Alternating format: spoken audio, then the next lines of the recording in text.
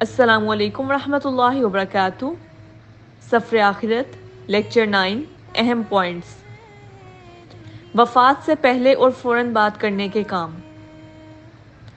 جب کوئی ہمارے سامنے فوت ہو رہا ہو تو اس کے سامنے کلمہ پڑھیں اور کثرت سے پڑھتے جائیں حتیٰ کہ وہ بھی پڑھ لیں، اور جب وفات ہو جائے تو صبر کریں، اسے اللہ کا فیصلہ سمجھ کر قبول کریں۔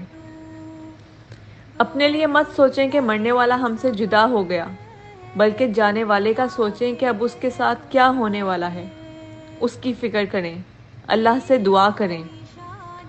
واویلا یا چیخیں چلائیں مت، اور نہ ہی کسی دوسرے کو ایسا کرنے دیں۔ جس میت کی بھلائی کی 2 یا 2 سے زیادہ افراد گواہی دیں، اللہ اس میت پر رحمت فرماتا ہے۔ وفات کی اطلاع دینا مسنون ہے۔ میت کو بوسہ دے سکتے ہیں۔ عورتیں زیادہ بے صبری کا مظاہرہ کرتی ہیں۔ مومن وہ ہے جو ہر حال میں صبر کرے۔ بچے کی وفات پر صبر کرنے والے کے لیے اللہ تعالیٰ جنت میں بیت الحمد بناتا ہے۔